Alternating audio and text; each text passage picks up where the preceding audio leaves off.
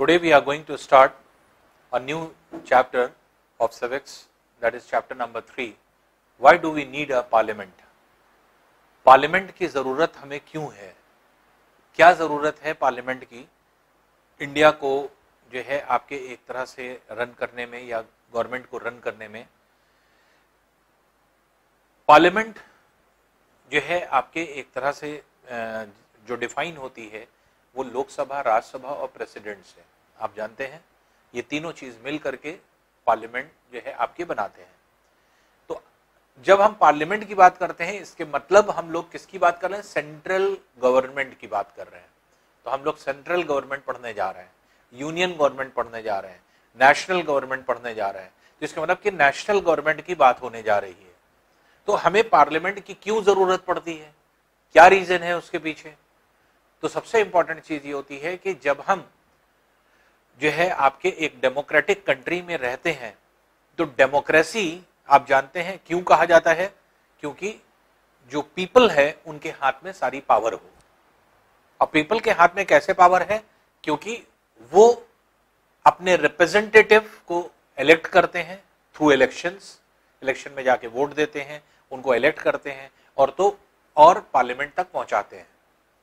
तो यहां पर पार्लियामेंट में दो आपके एक तरह से बॉडीज हैं।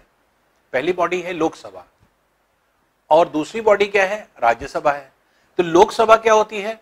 लोकसभा वो होती है जो जहां पर मेंबर्स, इलेक्टेड मेंबर्स जो पीपल के थ्रू गए हैं वो जो है आपके एक तरह से जाते हैं। और राज्यसभा क्या है? राज्यसभा इनडायरेक्ट वे में पीपल के द्वारा जो है आपके एक तरह से इलेक्टेड मेंबर्स हैं। कैसे? राज्यसभा के मेंबर्स को कौन इलेक्ट करता है? पीपल नहीं करते डायरेक्टली। कौन करता है? जिनको हमने स्टेट में जो है आपके एक तरह से इलेक्ट करके भेजा है असेंबलीज में, जिसको हम लोग एमएलए कहते हैं। तो एमएलए वोट देते हैं और राज्यसभा के मेंबर्स को जो है आपके एक तरह से इलेक्ट करते हैं। तो वहां पर जो इलेक्शन होता है राज्यसभा का, तो वहां पर क्या है? वो आपके एक तरह से कौन से इलेक्ट कर रहा है? उनको जिनको हम लोगों ने इलेक्ट किया है, एमएलएस जिनको कहा जाता है, वो इलेक्ट कर रहे हैं। इसीलिए लोकसभा को क्या कहा जाता है?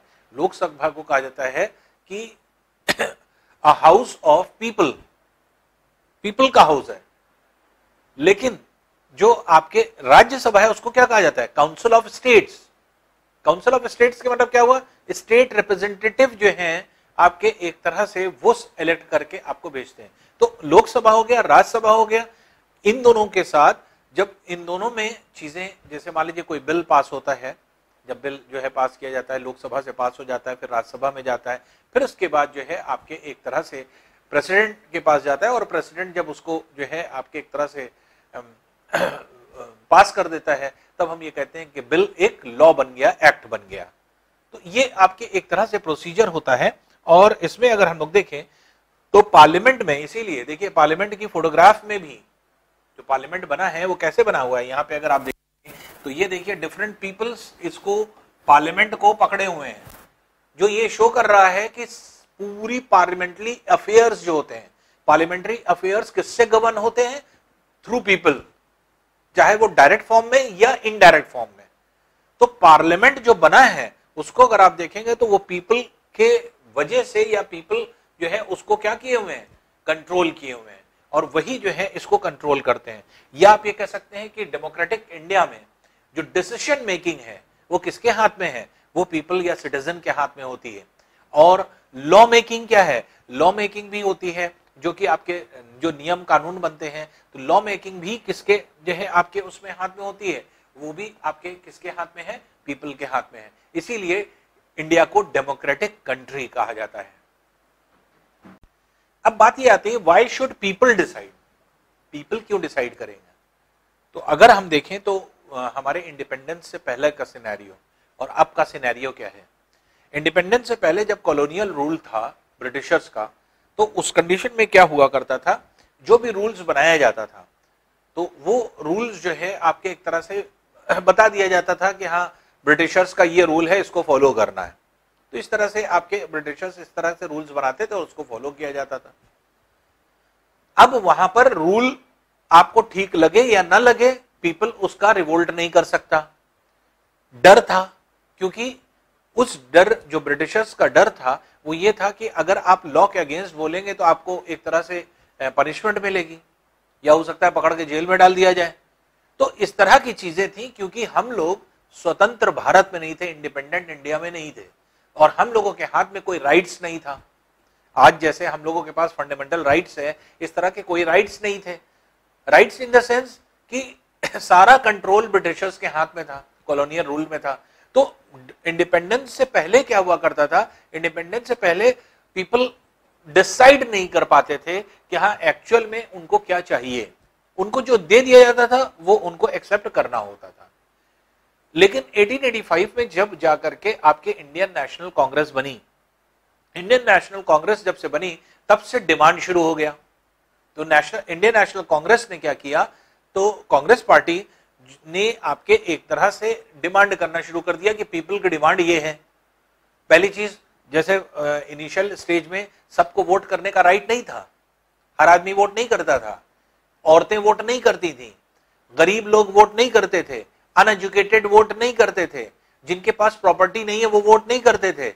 तो इस तरह की डिस्क्रिमिनेशन था। लेकिन जब आपके इंडियन नेशनल कांग्रेस बनी तो इंडियन नेशनल कांग्रेस ने सबसे पहले चीज ये करी कि राइट टू वोट होना चाहिए सबको, क्योंकि ये बड़ी जो है आपके एक तरह से अजीब चीज थी कि कुछ लोग वोट करें और कुछ लोग ना वोट करें।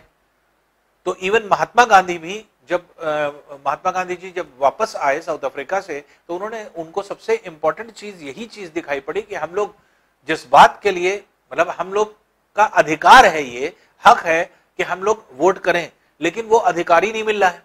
तो इसके लिए अगेंस्ट, इसके जो है आपके एक तरह से फेवर में जो है ब्रिटिशर्स के अगेंस्ट जो है उन्होंने इस चीज के लिए फाइट किया और राइट टू वोट दिलाने की कोशिश करी, जो हम लोगों को मिली भी अल्टीमेटली। तो आफ्टर फ्रीडम क्या हुआ, जब जो है आपके एक तरह से जब ये प्रेशर लगातार बढ़ रहा था, तो 1909 में जो है गवर्नमेंट एक्ट जब आया, तो जो है ब्रिटिशर्स का, तो उस टाइम जो है आपके एक तरह से ये आया कि हाँ कुछ लोगों को जो है आपके वोट देने का अधिकार दिया जाएगा और कुछ रिप्रेजेंटेटिव भी चुने जाएंगे। पहले रिप्रेजेंटेटिव नहीं होते थे पब्लिक के। तो 1909 में जो है आपके जो एक्ट आया ब्रिटिशर्स का, तो उसमें ये रिफॉर्म आया, ये चेंज आया, और ये रिफॉर्म जो आपके आया उसमें थोड़ा बहुत पॉजिटिव चीज दिखाई पड़ी कि इंडियंस को मिलने वाली, लेकिन फिर भी कंप्लीटली नहीं मिली। तो इंडियन नेशनल कांग्रेस की डिमांड हमेशा जारी रही, सबको वोटिंग राइट मिलना चाहिए। और ये अल्टीमेटली हमें कब मिला, जब हम लोगों ने इंडिपेंडेंस पा लिया। जब इंडियन इंडिपेंडेंस पा लिया तो हमने अपना कॉन्स्टिट्यूशन खुद बनाया। जो चीजें हम लोगों के पास नहीं थी, वो चीज हम लोग ने, जो चीज हम लोग देख रहे थे कि हम लोग के ड्रॉबैक्स क्या है, क्या हर आदमी जो है आपके एक तरह से वोट कर रहा है, तो हम लोगों के पास डेमोक्रेसी नहीं थी। लेकिन जब हम लोग ने ये डिसाइड किया कि हम लोग डेमोक्रेटिक इंडिया में रहेंगे, तो ऐसी कंडीशन में सबसे प्राइम चीज क्या है कि सबका योगदान होना चाहिए, चाहे वो पार्लियामेंट हो चाहे वो असेंबली हो। जब हर पब्लिक का जो है योगदान होना चाहिए, इसलिए सबको राइट मिलना चाहिए। तो इसीलिए यूनिवर्सल जो है एडल्ट फ्रेंचाइज जिसको कहा जाता है, या यूनिवर्सल एडल्ट सफरेज जिसको कहा जाता है, ये आपके एक तरह से कॉन्स्टिट्यूशन ने हमें दिया और हमें ये अधिकार दिया कि आप वोट कर सकते हैं और आप इंडिया के एक सिटीजन हैं जो इंडिया में डिसीजन मेकिंग में, लॉ मेकिंग में भागीदारी रखेंगे। किस तरह से भागीदारी? थ्रू रिप्रेजेंटेटिव जो आपके इलेक्टेड मेंबर्स हैं। तो ये जो रिप्रेजेंटेटिव मेंबर्स हम लोग चुनते हैं थ्रू इलेक्शंस, ये हमारी तरफ से जो है आपके आगे जा करके लॉ मेकिंग करते हैं। तो अगर हमारे जो है हमने जिनको चुना है एमएलए और एमपी, ये जाकर के अगर असेंबलीज में या फिर जो है आपके पार्लियामेंट में जाकर के किसी लॉ को फ्रेम कर रहे हैं, दैट मीन्स कि आम जनता उस लॉ को फ्रेम कर रही है। तो डायरेक्ट या इनडायरेक्ट फॉर्म में इंडिया में रहने वाले जितने भी सिटीजन हैं, उन सब का एक तरह से पार्लियामेंट्री अफेयर्स में जो है आपके एक तरह से योगदान हो जाता है। और यही क्या है, इंडिया की डेमोक्रेसी कहलाती है। अब देखिए, अगर हम अपने रिप्रेजेंटेटिव्स को देखें, जो आपके पीपल खुद चुनते हैं अपने रिप्रेजेंटेटिव्स को थ्रू इलेक्शंस, तो उनकी बात अगर हम लोग करें तो सबसे इंपॉर्टेंट चीज ये आती है कि वो हम लोगों को रिप्रेजेंट कर रहे हैं। और हम लोगों का फेथ भी यही होता है, जो पीपल होता है, जो सिटीजन होता है, उसका फेथ भी ये होता है कि हम खुद पार्लियामेंट को चला रहे हैं या असेंबली को चला रहे हैं। तो ये क्या है, ये हमारा कंसेंट है, ये हम लोग क्या है, ये हम लोग खुद से एक्सेप्ट कर लेते हैं कि हमने अपना रिप्रेजेंटेटिव ये भेज दिया, इसके मतलब कि हम लॉ मेकिंग में पार्टिसिपेट कर रहे हैं, हम डिसीजन मेकिंग में पार्टिसिपेट कर रहे हैं। तो ये एक इंपॉर्टेंट चीज होती है और हर पीपल को, हर सिटीजन को रियलाइज करना पड़ता है। तो ये रियलाइजेशन क्या होगा, ये तब होगा जब हम ये जानेंगे कि हाँ, हम डेमोक्रेटिक इंडिया में रहते हैं।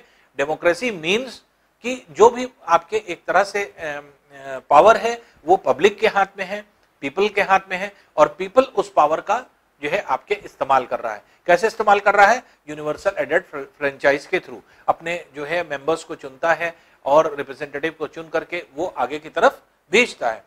तो अब बहुत सारे, जैसे मान लीजिए कि आपके जो जितने भी पब्लिक सेक्टर्स में या जो है आपके इंस्टीट्यूशंस होते हैं, या फिर जो है आपकी जितनी गवर्नमेंट की पॉलिसीज होती हैं, उन पॉलिसीज पर जो है आपके एक तरह से हमें फेथ इसलिए रहता है क्योंकि हमारे रिप्रेजेंटेटिव असेंबली में बैठे हुए हैं और वो क्रॉस चेक कर रहे हैं हमारे जो है आपके गवर्नमेंट की बनाई गई पॉलिसीज पर या जो लॉ मेकिंग हो रहा है उस पे। तो इसलिए एक तरह से हम लोग का कंसेंट भी होता है, और दूसरी चीज हम लोग जो है आपके एक तरह से सेटिस्फाइड भी होते हैं, और हम ये कह सकते हैं कि ये हम लोगों का अप्रूवल होता है एक तरह से थ्रू रिप्रेजेंटेटिव, कि हाँ, हम लोग अप्रूव करते हैं इस चीज को कि हम लोग जो है आपके डिसीजन मेकिंग में पार्टिसिपेट कर रहे हैं। अब देखिए, पार्लियामेंट के इलेक्शन होने पे तीन चीजें निकल करके आती हैं। तीन चीजें क्या निकल करके आती हैं? जब पार्लियामेंट्री इलेक्शन हो जाता है तो सबसे पहली चीज होती है कि गवर्नमेंट का फॉर्मेशन, गवर्नमेंट फॉर्म करेगी। दूसरी चीज क्या होती है? फिर गवर्नमेंट जो है अपना पूरा कंट्रोल बनाती है, हर रीजन पे गाइड करती है, कंट्रोल करती है। हर एक रीजन के मतलब ये कि हर एक जो है आपके पोर्टफोलियोज अलग अलग दिए जाते हैं। तो हर एक क्षेत्र में, हर एक रीजन में, जैसे मान लीजिए एग्रीकल्चर का रीजन अलग है, एजुकेशन का अलग है, हेल्थ का अलग है, तो हर एक फील्ड में आपके एक तरह से रिप्रेजेंटेशन दिया जाता है। और फिर उसके बाद जो है आपके एक तरह से लॉ मेकिंग होती है। इसके मतलब कि तब जाकर के कानून बनते हैं। तो ये तीन स्टेजेस होती हैं। तो आफ्टर इलेक्शन आप ये कह सकते हैं कि तीन स्टेजेस के थ्रू जो है आपके कोई भी चीज जो है निकलती है। अब जैसे फॉर एग्जांपल मान लीजिए, सपोज कर लिए इंडिया में, अब जैसे एग्जैक्ट सीट तो हम 545 है, तो उसकी बात हम नहीं कर रहे हैं, लेकिन हम अज्यूम कर लें, मान लीजिए कि 99 सीट्स है टोटल। अब मान लीजिए पार्टी ए है, पार्टी 1, इसने जो है आपके एक तरह से सीट लाया है 47, पार्टी 2 जो है आपके एक तरह से लाई है 30, और बाकी पार्टी 3 लाई है या इंडिपेंडेंट लाई है। मान लीजिए बाकी जितनी बची वो आपके तीसरी पार्टी लाई। तो अब हमें यहां देखना पड़ेगा कि ये जो स्ट्रेंथ है इसका 50% कितना होगा। 50% के मतलब 99/2 अगर हम करेंगे तो ये कितना आ जाएगा? तो अगर 100 होता तो ये कितना होता? 50 होता, और अभी 49.5 हो रहा है। तो 49.5 के बाद कंप्लीट नंबर कौन सा है? 50 है। इसके मतलब जिसके पास 50 लोग हैं, एमपीज हैं, वो अपनी सरकार बना लेगी। तो क्या किसी ने सरकार बनाया? नहीं बनाया। क्यों? क्योंकि इसके पास मैक्सिमम 47 है, अभी 3 कम है मेजॉरिटी में। तो मेजॉरिटी के मतलब क्या होता है? 50 प्लस। 50 प्लस मतलब 99 अगर टोटल सीट है तो 50 प्लस के मतलब क्या हुआ? कम से कम 50 जो है सीट होना चाहिए। तो 50 सीट नहीं है। तो मान लीजिए कि जो इंडिपेंडेंट कैंडिडेट है, इससे इसने 3 कैंडिडेट को ले लिया, और 3 कैंडिडेट ले करके अपने आप को 50 टोटल कर लिया। जब 50 कर लेगा तो 47 इनके एमपी प्लस 3 एमपी ने इनको समर्थन दे दिया जो इंडिपेंडेंट वाले थे, तो इन्होंने पूरी अपनी सरकार बना ली। तो ये क्या है? ये फर्स्ट स्टेज होता है। तो नेशनल गवर्नमेंट आपके चुन ली गई, गवर्नमेंट बन गई इनकी, पार्टी 1 की। अब ये क्या करेगी? ये करेगी, कंट्रोल करेगी, गाइड करेगी, इन्फॉर्म करेगी सारे गवर्नमेंट। मतलब क्या हुआ कि अब क्या है, यहां से प्रोसीजर अब शुरू होगा गवर्नमेंट बनने का। तो इसमें से क्या होगा, इसमें से आपके एक तरह से लीडर चुना जाएगा। जब लीडर चुना जाएगा तो वो क्या होगा, अगर यूनियन की बात है, अगर सेंट्रल गवर्नमेंट की बात है तो वो हो जाएगा प्राइम मिनिस्टर। प्राइम मिनिस्टर फिर इन्हीं लोगों में से कुछ जो है आपके एमपीज को चुनेगा और उनको क्या बना देगा, मिनिस्टर्स। जैसे कैबिनेट मिनिस्टर बना देगा, काउंसिल ऑफ मिनिस्टर्स बना देगा, नॉर्मल मिनिस्टर्स बना देगा। तो ये आपके इन्हीं में से उसको चुनना है, उसी की टीम है ये, इसी टीम से उसको पूरा जो है आपके वर्क करना है। तो ये आपके कंट्रोल होता है। और फिर उसके बाद जब ये गवर्नमेंट बन जाती है तब आपके बिल पास किए जाते हैं। तो वहां पर क्या हो जाती है, लॉ मेकिंग तीसरी प्रोसीजर में आ जाता है। तो फर्स्ट प्रोसीजर अगर हम लोग देखें तो फर्स्ट प्रोसीजर देखिए क्या है, फर्स्ट स्टेप क्या है, वो है to select a national government. National government जो है हम लोगों को चुनना होता है। अब ये हमारा पार्लियामेंट है, तो पार्लियामेंट्री सिस्टम होता है। अब जब पार्लियामेंट है तो पार्लियामेंट के अंदर अगर हम ये कहें कि दो हाउसेज होते हैं, एक है जो है आपके लोकसभा, एक है राज्यसभा। तो लोकसभा और राज्यसभा दो हाउसेज होते हैं। लोकसभा क्या है, हाउस ऑफ जो है आपके एक तरह से पीपल कहलाता है, और जो है आपके ये जो है एक तरह से क्या है, ये हाउस जो होता है वो स्टेट रिप्रेजेंटेटिव जो है इसको चुनते हैं। इसलिए जो है आपके एक तरह से काउंसिल ऑफ स्टेट इसको कहा जाता है, राज्यसभा। तो ये जो है लोकसभा और राज्यसभा की जो वर्किंग है वो कैसे होती है, जैसे पार्लियामेंट ऑफ इंडिया में लोकसभा के अगर हम कहें, लोकसभा को हाउस ऑफ पीपल कहते हैं। क्यों, क्योंकि हम लोग से जो है इलेक्ट करके भेज रहे हैं, सांसद जिसको हम लोग कहते हैं, तो सांसद को हम लोग चुनते हैं ना डायरेक्ट, तो इसीलिए ये क्या कहलाता है, हाउस ऑफ पीपल। फिर राज्यसभा को हम लोग क्या कहते हैं, राज्यसभा को काउंसिल ऑफ स्टेट्स कहा जाता है। काउंसिल ऑफ स्टेट्स क्यों कह रहे हैं, क्योंकि हमने आपको बताया कि जो हम लोग स्टेट गवर्नमेंट के लिए एमएलए चुनते हैं, विधायक, वो विधायक वोट करके राज्यसभा के मेंबर्स को बनाते हैं, और प्लस प्रेसिडेंट मिल करके, तो लोकसभा, राज्यसभा प्लस प्रेसिडेंट मिल करके टोटल पार्लियामेंट ऑफ इंडिया को जो है आपके बनाते हैं। अब जो लोकसभा है उसमें 5 इलेक्टेड मेंबर्स होते हैं और 2 एंग्लो इंडियन नॉमिनेट होते हैं। लेकिन 104वें जो है आपके एक तरह से संविधान संशोधन में, कॉन्स्टिट्यूशनल अमेंडमेंट जो एक्ट 2019 में अभी लेटेस्ट था, तो उसमें क्या है कि आपके जनवरी 2020 में था, तो ये जो है आपके इनको 2 एंग्लो इंडियन जो हम लोग अब तक नॉमिनेट करते थे उनको निकाल दिया गया, हटा दिया गया। क्यों हटा दिया गया, ये क्यों रखा जाता था? एंग्लो इंडियन के मतलब ये होता है कि जो ऐसे लोग जो आपके एक तरह से बेसिकली इंडियंस नहीं थे, कहीं से आए थे और उन्होंने इंडिया को एडॉप्ट कर लिया था और जो है आपके एक तरह से इंडियन हो गए थे, उस तरह की रेसेस चली आ रही हैं, उनका भी पार्लियामेंट में रिप्रेजेंटेशन होना चाहिए। क्योंकि हम लोग ये मानते हैं कि रिप्रेजेंटेशन सबका हो, तभी तो पार्लियामेंट स्ट्रांग होगी, हर रीजन का हो, हर स्टेट का हो, हर यूनियन टेरिटरी का हो। तो लेकिन जब ये देखा गया कि हाँ एंग्लो इंडियन जो है आपके एक तरह से कैंडिडेट जो कि आपके नॉमिनेट किए जाते हैं, उनका कोई इलेक्शन नहीं होता है, तो जैसे प्रेसिडेंट नॉमिनेट कर लेता है, तो कभी कभी तो ये होता है कि किन 2 को चुना जाए, मिलते ही नहीं है डिजर्विंग, जो कि आपके एक तरह से एमपी के लायक हो या फिर जो है उनको वहां पर पहुंचाया जाए, ना के बराबर है हम। तो जिसकी वजह से धीरे धीरे करके आपकी ये अमेंडमेंट कर दिया गया और टोटल कैपेसिटी जो आपके एक तरह से पूरे जो है पार्लियामेंट में लोकसभा की है वो क्या है, 50। उसी तरह से अगर हम कहें जो भी पॉलिटिकल पार्टी फॉर्म करती है, हमने आपको पहले बताया कि वो मेजोरिटी में आएगी, और मेजोरिटी कैसे मिलती है, 50% प्लस जो भी सीट होगी। तो इसके मतलब क्या हुआ कि इलेक्टेड मेंबर्स कितने हैं, 543।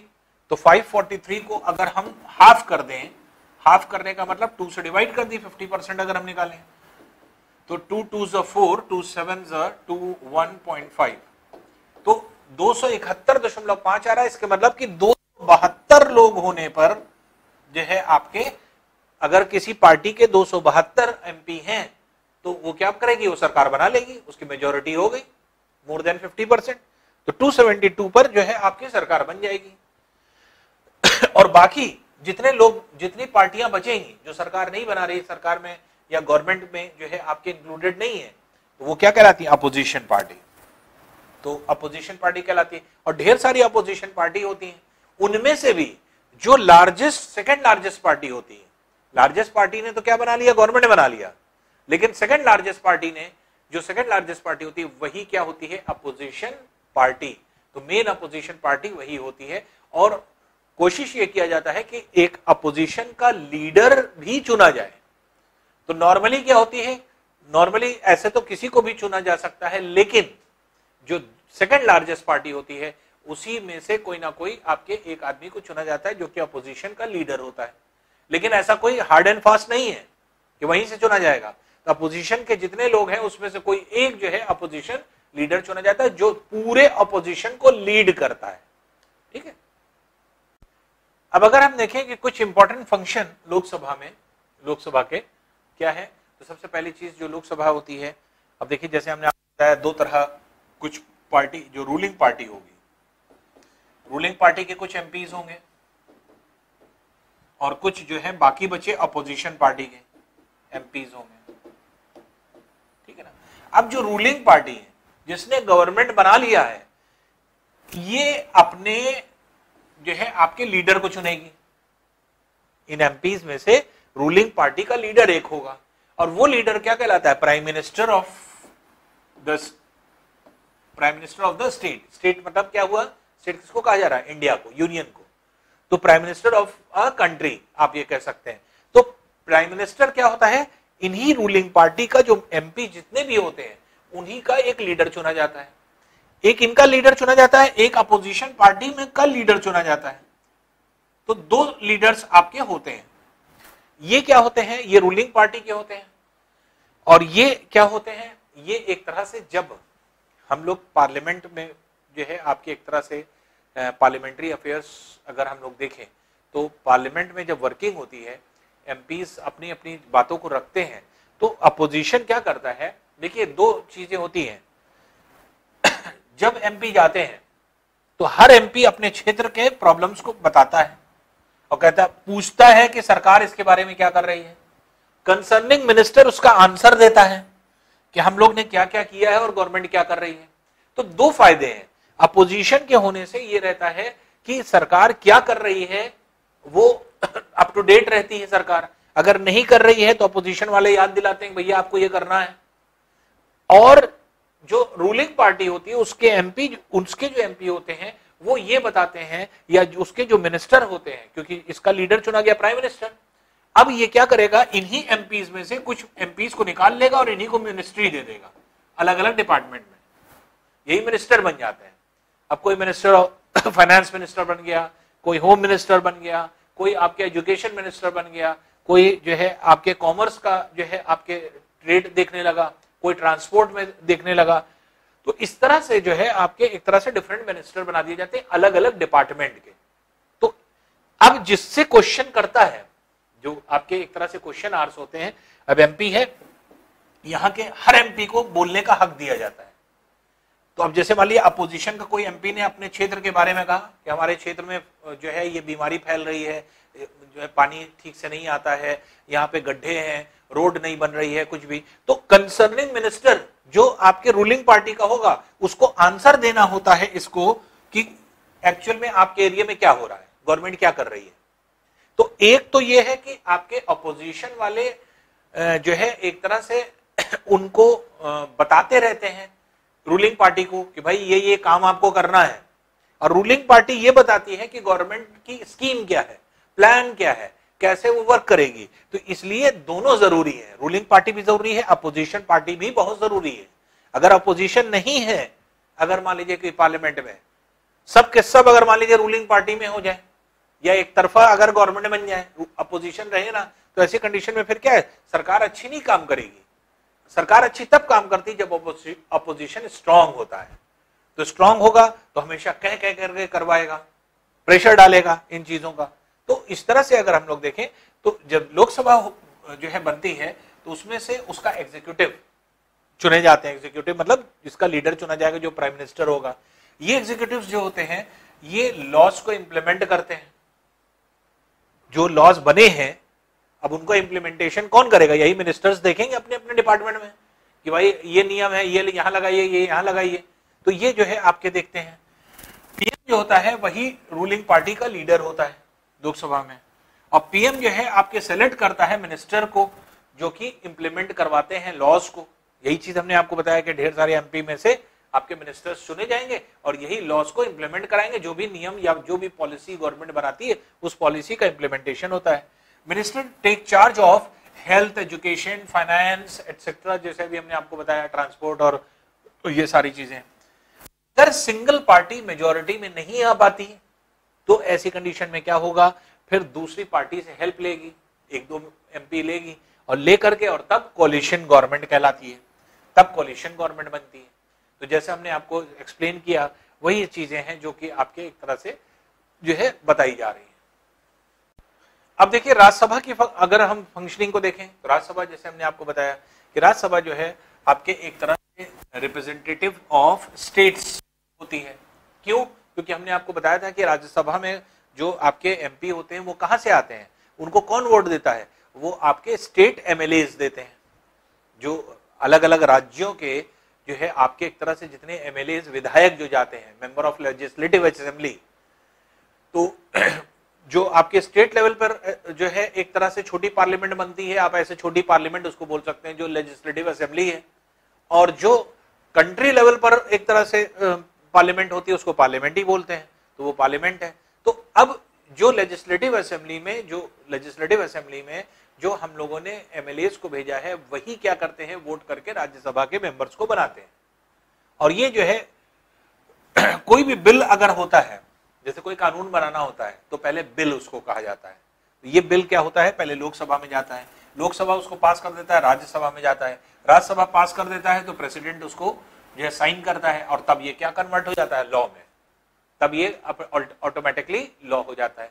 कभी कभी कुछ ये होता है कि लोकसभा ने पास किया लेकिन राज्यसभा के मेंबर्स को नहीं समझ में आया, वो ये चाहते हैं कि उसके अंदर कुछ चेंज हो जाए, तो ये बिल को वापस कर देते हैं लोकसभा और रिव्यू करते हैं और उसमें ऑल्टरेशन की जो है आपके एक तरह से ये बताते हैं कि उसमें क्या ऑल्टरेशन है, उसमें क्या कमियां हैं, उसमें क्या चीज ऐड कर लीजिए। राज्यसभा फिर से भेज देती है रिव्यू करने के लिए लोकसभा, फिर लोकसभा उसको रिव्यू करके फिर से भेजती है राज्यसभा के पास, तब राज्यसभा इसको पास करेगी और प्रेसिडेंट के थ्रू पास होकर के तब लॉ बनेगा। तो एक तरह से राज्यसभा क्या है, इसको जो है काउंटरएक्ट कर रही है, या इसको आप ये कहें कि लोकसभा से पास हुए बिल को फिर से एक एनालिसिस किया जाता है, एक रिव्यू किया जाता है, और उसके अंदर कोई कमी तो नहीं है। तो अगर कोई कमी है तो ऐसी कंडीशन में क्या है, ऐसी कंडीशन में जो है उसको वापस कर दिया जाता है। और ये राज्यसभा के एमपी जो आपके होते हैं ये क्योंकि एमएलए चुनते हैं और ये डिफरेंट फील्ड के होते हैं, जैसे लिटरेचर की फील्ड के आपके हो गए, आर्ट के फील्ड के हो गए, फिर आपके डिफरेंट फील्ड के जैसे आपके लोग होते हैं, और ये सब बहुत ही रिनाउंड पर्सन होते हैं या फिर जो है अपने अपने फील्ड के मास्टर होते हैं। इसलिए ये जो आपके एक तरह से राज्यसभा होती है, यहाँ पे इंटेलेक्चुअल्स बैठे होते हैं, एक तरह से आप ये कह सकते हैं। तो राज्यसभा में जो है आपके एक तरह से लोकसभा से अगर कोई बिल पास भी हो जाता है और उसका उसमें कोई ऑल्टरेशन की जरूरत है तो राज्यसभा उसका एनालिसिस करके फिर वापस कर देती है। तो ये जो है रिव्यूइंग पावर है इसको, और ऑल्टरिंग पावर होती है। तो members of Rajya Sabha by the members of the legislative assemblies of various state, जो अभी हमने आपको बताया, एमएलएस जो होते हैं आपके डिफरेंट स्टेट्स के, वो इनको इलेक्ट करते हैं। इलेक्टेड जो मेंबर्स होते हैं वो 233 मेंबर्स हैं और plus 12 nominated by the president, जबकि टोटल कैपेसिटी जो पोटेंशियल सीटिंग है वो कितनी है, 238 प्लस 12 250 की है, 250 की टोटल स्ट्रेंथ है, जबकि एक्चुअल में अभी क्या है 233 मेंबर्स प्लस 12 माइनर जो है नॉमिनेटेड बाय द प्रेसिडेंट। तो ये जो है आपके एक तरह से टोटल स्ट्रेंथ होती है राज्यसभा की। अब देखिए सेकंड पार्ट पे हम लोग आते हैं। सेकंड पार्ट क्या है, to control, guide and inform the government. कैसे कोई गवर्नमेंट जो है आपके गाइड की जाती है, कैसे इन्फॉर्म की जाती है और कैसे कंट्रोल की जाती है। अब ये थोड़ा सा ध्यान दीजिए। अभी तक क्या था, अभी तक हम लोग ने इलेक्टेड मेंबर्स को पहुंचा दिया लोकसभा जो कि आपके एमपीज थे, और राज्यसभा जो कि एमएलए से चुन करके गए, दोनों आपके एक तरह से सभाएं बन गई, लोकसभा भी राज्यसभा भी। अब क्या है, कैसे इन लोकसभा या राज्यसभा में हम लोग कैसे इसको कंट्रोलिंग पावर कैसे कंट्रोल करते हैं। तो देखिए जो प्रोसीजर होता है वो ये होता है क्वेश्चन आवर्स। पहले क्या होता है? Question hours. क्वेश्चन आवर्स क्या है? जैसे अभी हमने आपको बताया, हर एमपी को एक समय दिया जाता है, अपने अपने रीजन के जो है आपके एक तरह से जो भी आपके ड्रॉबैक्स हैं, जो भी आपके शॉर्टकमिंग्स हैं, जो भी आपकी कमियां हैं, प्रॉब्लम्स हैं, उन सबको डिस्कस करने के लिए। तो अब देखिए यहां पर हमने जैसे आपको बताया, एक सभी के एमपी को चांस दिया जाता है। अब जैसे मान लीजिए कि कोई अपोजिशन का जो है आपके एमपी है, वन को आपके चांस दिया गया, उसने कहा कि हमारे रीजन में ये ऐसा ऐसा है और जो है आपके एक तरह से हम गवर्नमेंट में नहीं है, हम वहां के एमपी हैं उस रीजन के, लेकिन रूलिंग पार्टी में नहीं है, हम अपोजिशन में बैठे हुए हैं, तो हमारे हाथ में तो कुछ होगा नहीं, तो हम एटलीस्ट सामने वाले से करवाएंगे तो गवर्नमेंट में जो है, तो गवर्नमेंट से कैसे करवाएंगे? तो वो एमपी क्या करेगा कि इस रीजन से एमपी हो चुका है लेकिन उसकी सरकार ही नहीं बनी। जैसे फॉर एग्जाम्पल कि इस रीजन में मान लीजिए कि कांग्रेस का एक एमपी बैठा हुआ है लेकिन सरकार बीजेपी की बनी हुई है, तो अब एमपी तो खैर कांग्रेस का ही है, तो अब उसको काम कैसे करेगा अपने रीजन का? अपने रीजन का काम करने के लिए वो अपने रीजन के शॉर्टकमिंग्स को ये सब बताता है वहां कि हमें ये चाहिए, ये प्रॉब्लम है, ऐसी चीज है, ऐसी चीज है। तो ये जो है हर एमपी को एक चांस दिया जाता है और उसको जो है आपके टाइम दिया जाता है, उसको कहा जाता है क्वेश्चन आवर्स, और उसका जवाब मिलता है आपके रूलिंग पार्टी में जो भी कंसर्निंग मिनिस्टर होता है, वो उसका जवाब देता है कि आपके क्वेश्चन का ये जवाब है, ये जवाब है। तो एक तरह से क्या है कि अपोजिशन पार्टी का जो एमपी है वो इंपॉर्टेंट काम क्या कर रहा है? वो इन्फॉर्म कर रहा है गवर्नमेंट को। गवर्नमेंट को क्या कर रहा है? इन्फॉर्म कर रहा है। कैसे? कि हाँ यहां पर ये कमी है, यहां पर ये कमी है, यहां पर ये कमी है, ये चीज जो है इंफॉर्मेशन दे रहा है ये। अब ये क्या कहेगा? ये कहेगा कि यहां पर ये कमी है, ये कमी है, इसको ऐसे किया जाए, इसको ऐसे किया जाए, तो कुछ गाइडलाइन भी प्रोवाइड करेगा। अब जो आपके एक तरह से रूलिंग पार्टी का एमपी या जो है आपके मिनिस्टर होगा, वो जब खड़ा होगा क्वेश्चन आवर्स में, तो वो इसका आंसर देगा। जब आंसर देगा तो वो भी इंफॉर्मेशन दे रहा है। किस बात की इंफॉर्मेशन? कि गवर्नमेंट की पॉलिसीज क्या है, गवर्नमेंट किस तरह से वर्क करेगी, इस प्रॉब्लम को कैसे टैकल करेगी, उसके लिए क्या क्या चीजें बनाई गई हैं, ये इंफॉर्मेशन मिलेगी और इस तरह से वो कंट्रोल करेगा। जो आपके एक तरह से वेयरअबाउट्स हैं उसको कैसे कंट्रोल किया जाएगा, वो इसी तरह से किया जाएगा। तो इसलिए अपोजिशन और रूलिंग पार्टी दोनों का होना जरूरी होता है, दोनों के एमपी इसीलिए जो है आपके ये होते हैं। तो जो भी क्वेश्चन पूछे जाते हैं तो वो क्वेश्चंस, ये क्वेश्चन आवर्स में वो यही इसीलिए पूछे जाते हैं कि हमारे जो अपोजिशन के एमपी हैं वो आपके एक तरह से कमियों को निकालें, सरकार कौन कौन सी कमियां कर रख रही है, कौन कौन सी चीजें नहीं हो पा रही हैं, उन चीजों को देखें, और जो आपके एक तरह से रूलिंग पार्टी होती है वो सरकार क्या कर रही है उन चीजों के बारे में बताती है कि गवर्नमेंट की ये पॉलिसीज है, ये जो है आपके गवर्नमेंट करने वाली है। अब देखिए लास्ट में एक बहुत इंपॉर्टेंट डिस्कशन होता है, वो डिस्कशन क्या है? Who are the people in parliament. Parliament में कौन लोग होते हैं? हम ये चाहते हैं, हमारा कॉन्स्टिट्यूशन ये चाहता है कि पार्लियामेंट में इंडिया के हर क्षेत्र के, हर एरिया के, हर स्टेट के, हर यूनियन टेरिटरी के लोग वहां पर पहुंचे, जिससे कि हमें पूरे देश की हर समस्या हम डिस्कस कर सकें आपके पार्लियामेंट में। हम ये कभी नहीं चाहेंगे कि किसी एक पर्टिकुलर रीजन को छोड़ दिया जाए और आप बाकी जो है आपके एक तरह से बाकी चीज जो है डिस्कस की जा रही है डिफरेंट एरियाज की। ऐसा भी जो है आपके होता है कि हम लोग ये भी चाहते हैं कि हर तरह के लोग उसमें आ जाएं, चाहे वो आपके एक तरह से अपर कास्ट हो, लोअर कास्ट हो, दलित हो, आदिवासीज हो, ये सब जितने भी हैं ये सब वहां पर आ जाएं। क्योंकि अगर हम अपनी हिस्ट्री को देखें तो हिस्ट्री से हमें यह समझ में आता है कि हम लोगों ने जो आपके पुअर सेक्शन है, जो आपके लोअर कास्ट है, उस पर हम लोग ने बहुत अत्याचार करे हैं, और इस अत्याचार की वजह से क्या हुआ है कि आपके उनको मार्जिनल चीजें मिली हैं, तो उन्होंने बहुत ज्यादा जो है आपके एक तरह से ये कहा जाए कि स्ट्रगल किया है। तो आज उसका खामियाजा हम लोग देते हैं किस तरह से? रिजर्वेशन दे करके। तो रिजर्वेशन हम क्यों दे रहे हैं? जिनको हमने हमेशा काटा है उनको हम अब जो है बराबर लाने की कोशिश कर रहे हैं, जो हमारा कॉन्स्टिट्यूशन करता है। इसी वजह से आप देखेंगे कि हमारे पार्लियामेंट में कुछ सीट एससी और एसटी के लिए, schedule caste and schedule tribes के लिए, एससी क्या है? शेड्यूल कास्ट, और शेड्यूल ट्राइब्स किसको कहा जाता है? एसटी, जो कि आदिवासी होते हैं। तो ये जो है आपके एससी एसटी के लिए रिजर्व कर दी जाती है। अब जैसे मान लीजिए ये कॉन्स्टिट्यूंसी है, इस कॉन्स्टिट्यूंसी में अब कह दिया गया कि ये एससी सीट रिजर्व्ड है। इसके मतलब जिस जगह पर एससी के कैंडिडेट ज्यादा होते हैं, पीपल ज्यादा होते हैं, तो उसको रिजर्व कर दिया जाता है एससी के लिए। जहां पे एसटी कैंडिडेट ज्यादा होते हैं वहां पे एसटी के लिए रिजर्व कर दिया जाता है। तो अगर एससी के लिए रिजर्व हो गया तो जो मेंबर्स खड़े होंगे वो भी एससी के ही खड़े होंगे, वो और दूसरी कास्ट के नहीं खड़े हो सकते। तो ऐसे रिजर्व कोटे होते हैं जिससे कि रिजर्व अगर हम कर देंगे तो एटलीस्ट आपके एससी लोग भी वहां पहुंच रहे हैं, एसटी लोग भी पहुंच रहे हैं, अपर कास्ट के भी लोग पहुंच रहे हैं, हर जगह के लोग पहुंच रहे हैं। उसके अलावा इंडिया में अगर हम देखें तो जैसे भाई पॉपुलेशन वाइज अगर हम लोग देखें तो लगभग अगर हम 50-50% अगर हम मान लें तो आधी पॉपुलेशन जो है मेल है और आधी पॉपुलेशन फीमेल है। जबकि आज भी हमारी सोसाइटी को अगर आप देखिए तो मेल डोमिनेटिंग सोसाइटी बनी हुई है। पार्लियामेंट में 1950s में अगर हम कहें 60 साल पहले, तो आपके जिस तरह जब हमारी इंडिपेंडेंस हुई थी उसके बाद अगर हम लोग देखें तो जितनी भी पार्लियामेंट्री इलेक्शन हुए तो उसमें से 4% सिर्फ जो है आपके महिलाएं थी पार्लियामेंट में। आज कितनी है? 11%।